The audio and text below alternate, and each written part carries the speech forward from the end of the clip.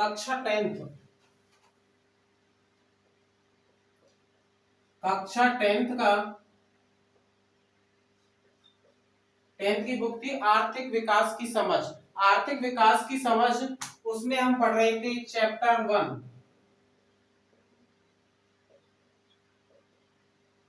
Chapter 1 उसका नाम क्या था भैया? विकास। विकास यानी कि इसको क्या बोलते हैं? डेवलपमेंट। सॉरी, डेवलपमेंट में सबसे पहले हमने आपको बोला था, हम आपको टू द पॉइंट परिभाषा लिखे के बताएंगे। विकास,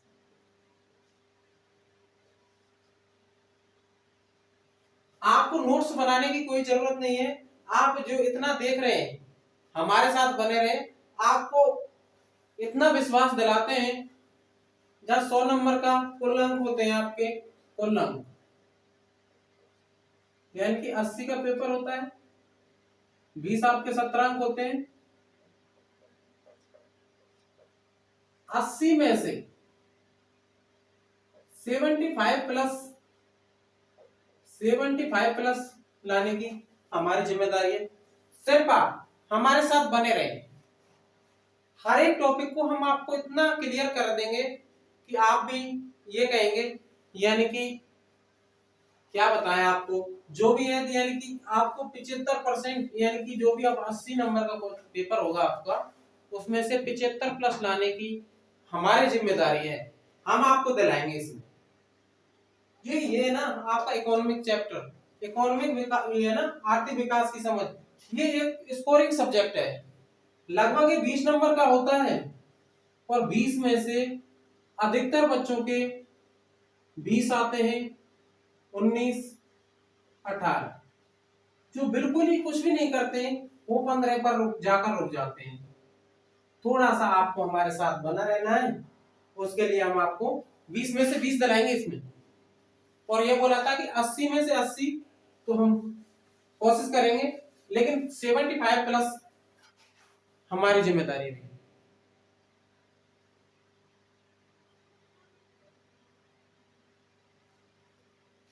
विकास यानी कि विभिन्न व्यक्तियों के लिए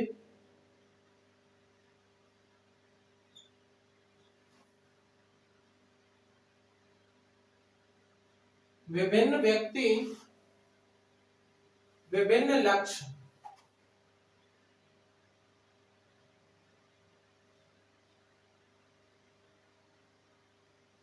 विभिन्न व्यक्ति विभिन्न लक्ष्य, यानी कि अलग अलग व्यक्तियों के लिए अलग अलग लक्ष्य हो सकते हैं।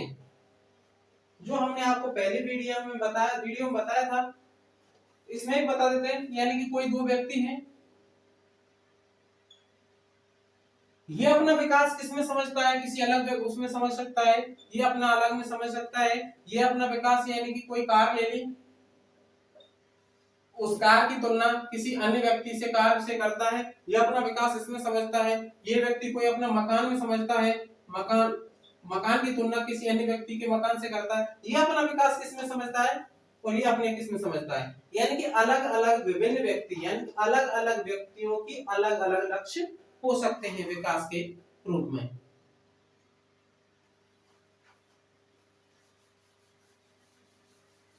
क्या भैया? अलग अलग विभिन्न व्यक्ति विभिन्न लक्ष्य क्या हो सकते हैं? विभिन्न व्यक्ति के विभिन्न लक्ष्य।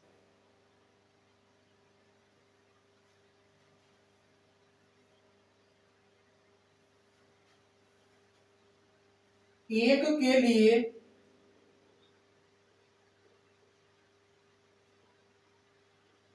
विकास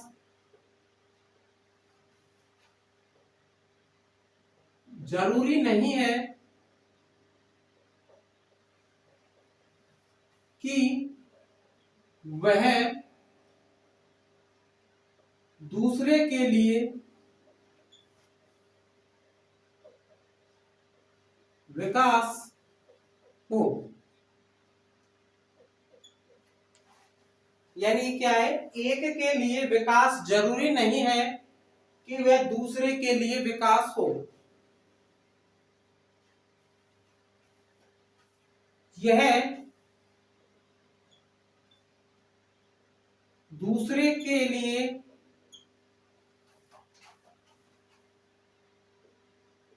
के लिए हानिकारक भी हो सकता है।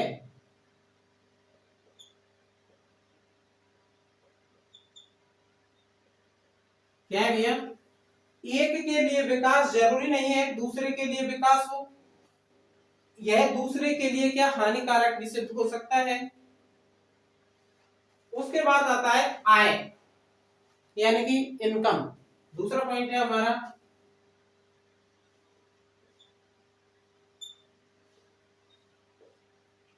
आय, इनकम।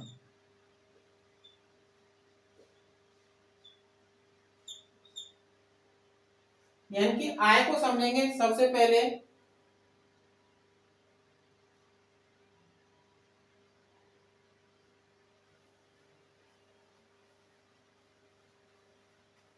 एक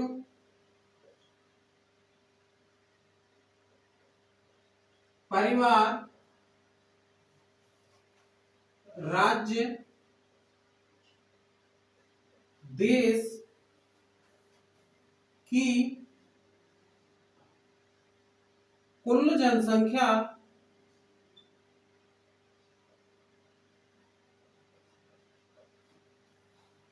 यानी कि आय क्या होती है, एक परिवार की हो सकती है, एक राज्य की हो सकती है, एक देश की हो सकती है, वो कुल जनसंख्या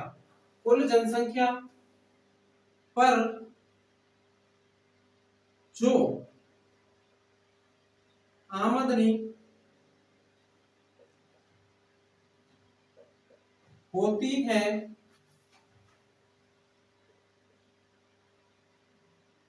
उसे आय कहा जाता है।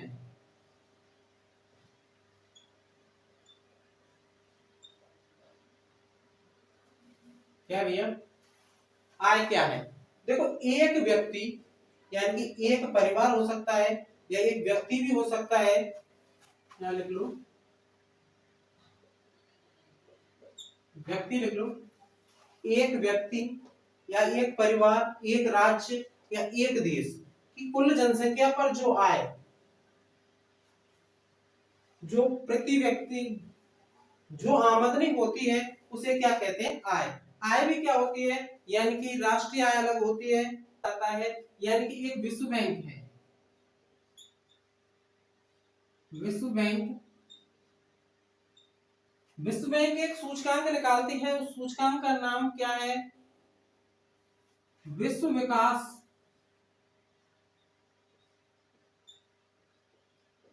रिपोर्ट 2006 के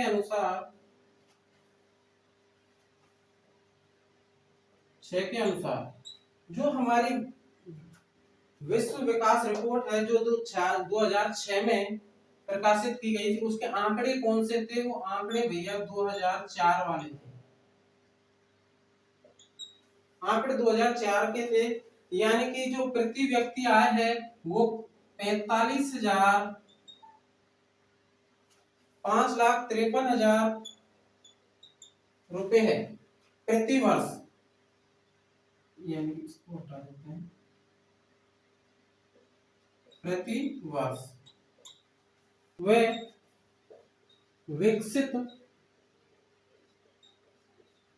विकसित राष्ट्र कहलाते हैं। वहीं जिनकी आय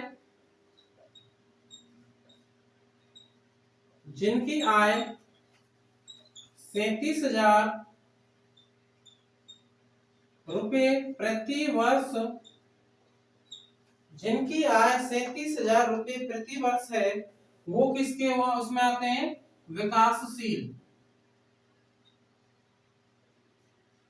विकासशील राष्ट्र की उसमें आते हैं। आपके जहन में होगा कि भारत भी एक क्या है भैया? विकासशील राष्ट्र है।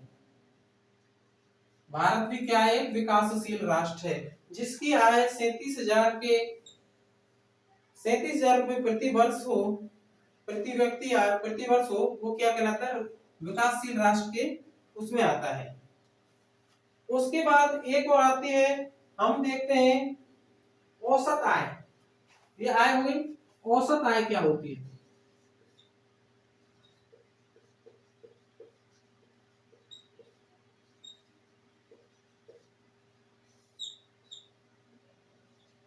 औसत आय को इंग्लिश में क्या कहते हैं भैया?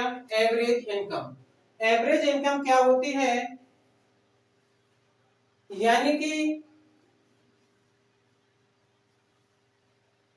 देश की, यानी कि इसका फॉर्मूला लिख देते हैं, देश की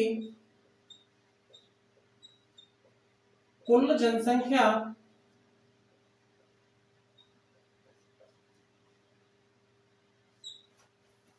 एवरेज औसत क्या, यानी कि एवरेज इनकम क्या है? औसत आय। देश की कुल जनसंख्या, देश की कुल जनसंख्या में देश की कुल प्रति व्यक्ति आय का भाग देने पर आता है, उसे क्या कहते हैं? Average income. उसी प्रकार, या नीचे दिखेगा नहीं, ऊपर लिख देते हैं, यानी कि इसको अगली क्या आ जाएगी हमारे भैया?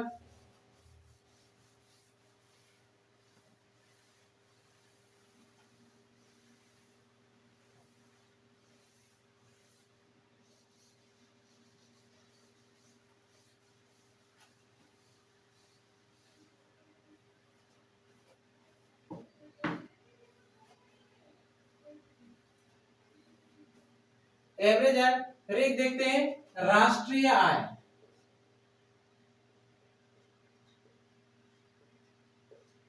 राष्ट्रीय आय, देखो भैया राष्ट्रीय आय होती क्या है? यानी कि किसी देश, यानी कि मान लो कि हमारा भारत है, ये कोई भारत है, ये भारत है, इसकी जब हम राष्ट्रीय आय की गणना करते हैं तो भारत के अंदर देखिए कोई भी प्रोडक्ट है, वस्तु, वस्तु भी उत्पादित होगी ना भारत के अंदर, वस्तु उत्पादित होगी, सेवा होगा कोई, जैसे सेवा, सर्विस सेक्टर, इंडस्ट्री, उद्योग, सभी किसके अंदर आते हैं भैया? राष्ट्रीय आय में इनकी तुलना की जाती है, इनकी एवरेज निकाली जाती है। और जो विदेशों से प्राप्त आय होती है ना, कि जो भारत के व्यक्ति हैं, जैसे मान लो ये विदेश है, यानी कि कोई मान लो अमेरिका ही मान लो, हमारे लोग यहाँ अमेरिका में रहते हैं,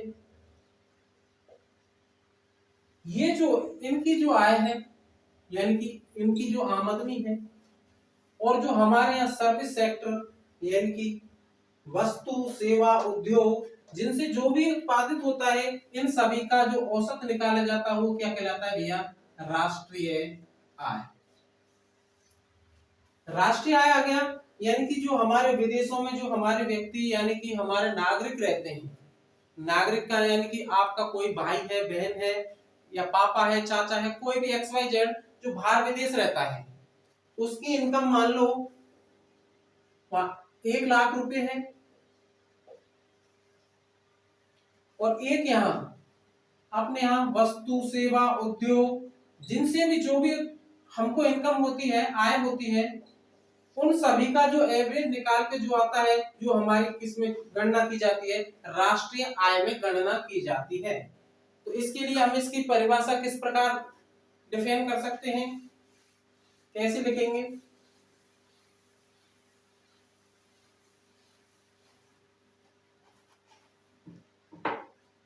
इसमें लिखेंगे देश के अंदर, क्या भैया? देश के अंदर,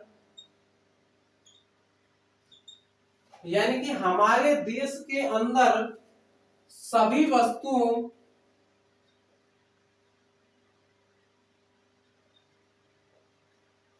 सभी वस्तुओं, सेवाओं के मूल्य, सभी वस्तुओं और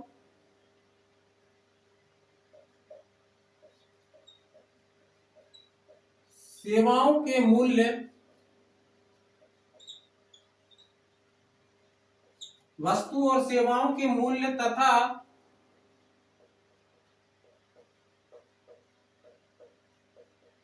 विदेशों से प्राप्त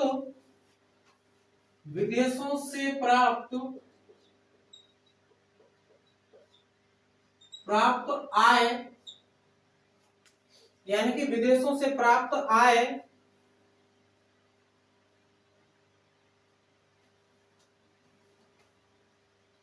के जोड़ को राष्ट्रीय आय कहते हैं। क्या है भैया? देखो, हमारे देश के अंदर सभी वस्तु सेवा, यानी कि वस्तु तो आप जानते हो सभी प्रकार के उत्पादित होती है। सेवा यानी कि सर्विस सेक्टर मतलब है कि आप जानते हो जैसे कोचिंग सेंटर हो गया, चिकित्सा हो गया। हम उनको पैसे देते हैं, पैसे के बदले वो हमें क्या देती है? अपनी सेवाएं देती हैं। ये सब किस में आ जाएगा भैया? सेवाओं के अंदर। ठीक है, तो इसकी हमारे क्या होगी? राष्ट्रीय आय की परिभाषा क्या होगी भैया? देश के अंदर सभी वस्तुएं और सेवाओं के मूल्य तथा विदेशों से प्राप्त आय के जोड़ को क्या कहते हैं भैया? हम राष्ट्रीय आय। तो इसमें हमारे एक लास्ट और रह गया, उसको वो क्या है? साक्षरता, यानी एक रह गया इसमें शिशु दर।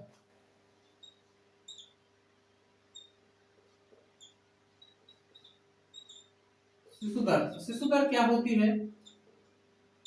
इसको समझने से पहले हम एक चीज देखते हैं कि हमारे यहाँ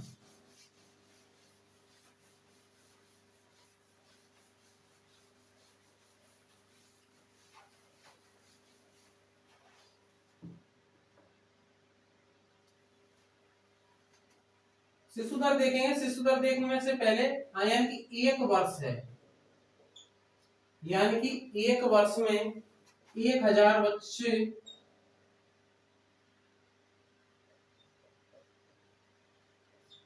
एक वर्ष में 1000 शिशु 1000 शिशु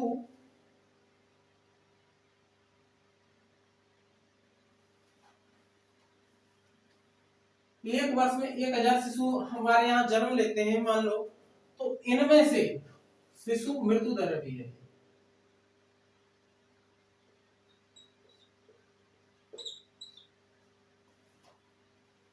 एक वर्ष में 1000 शिशुओं में से जीवित रहने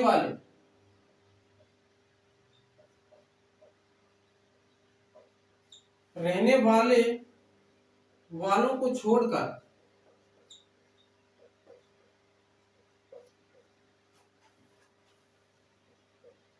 मरने वालों की संख्या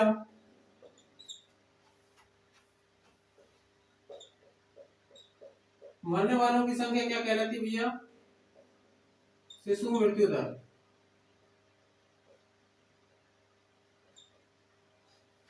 यानी कि शिशु मृत्यु दर क्या है भैया? एक वर्ष में क्या है? एक वर्ष में 1000 शिशु, एक वर्ष में 1000 शिशु हमारे यहाँ जन्म लेते हैं। उनमें से देखते हैं कि एक वर्ष में कितने बच्चे, यानी कि कितने शिशु जीवित रहते हैं, कितने मरते हैं। उन मरने वालों की संख्या का जो एवरेज निकाला जाता है उसे क्या कहते हैं? शिशु मृत्यु दर। इसीलिए इसका अगला लास्ट पॉइंट है भैया, आपका चैप्टर यहाँ समाप्त होता है। इसका लास्ट पॉइंट है साक्षरता दर।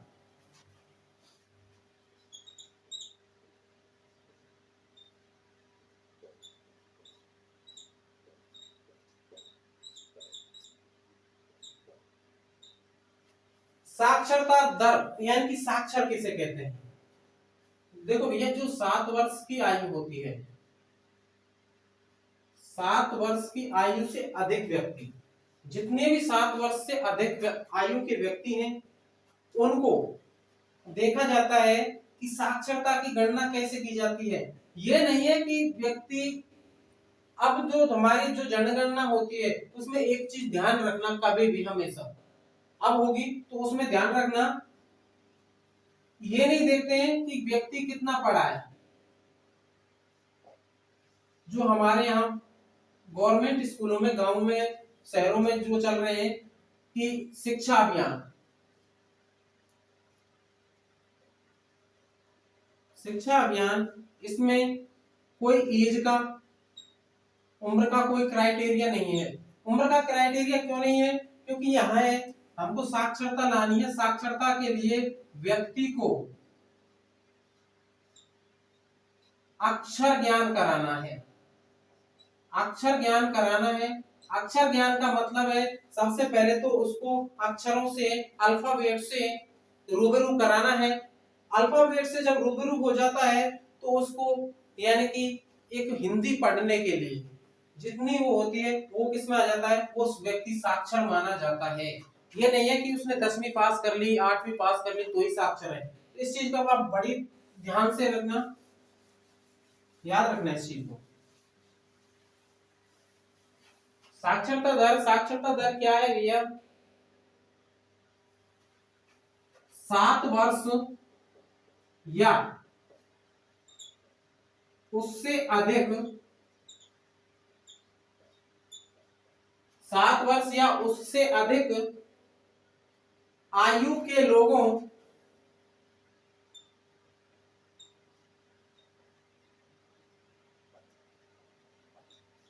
यानी कि 7 वर्ष या उससे अधिक आयु के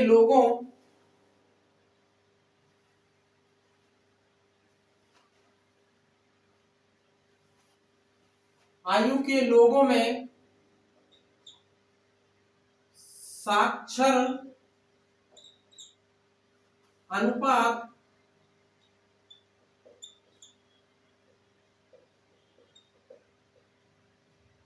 साक्षरता दर कहलाती है।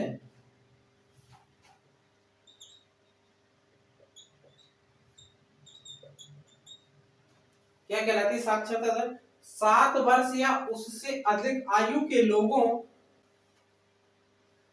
ठीक है भैया। यहाँ आपका एक लेसन समाप्त होता है।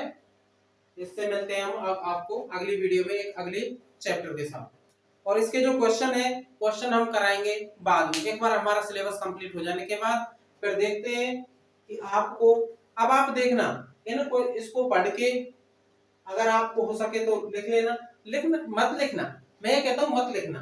आपके पास बुक होगी, बुक में आपको देखना मैंने क्या क्या टू दी पॉइंट बताए हैं, उनको आप एक बार देखना, उनको अंडरलाइन करना। अंडरलाइन करने के बाद आप उसको कुछ मत करना, आपको याद करने का सिंपल फॉर्मूला है कि एक चीज को आप रटो मत।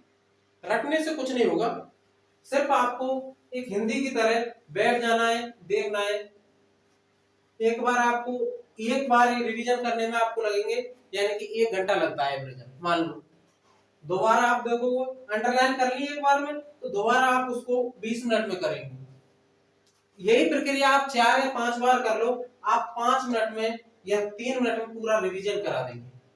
पूरा रिवीजन हो जाएगा, फिर आपको देखना आप कितना अच्छा स्कोर करते हैं। ठीक है, इनके क्वेश्चन कराएंगे हम बाद में, एक बार हमारा सिलेबस कंप्लीट हो जाने के बाद फिर क्वेश्चन सीरीज चलाएंगे, उसमें कराएंगे। ठीक है भैया, मिलते हैं अगली वीडियो में, तब तक के लिए धन्यवाद, नमस्कार।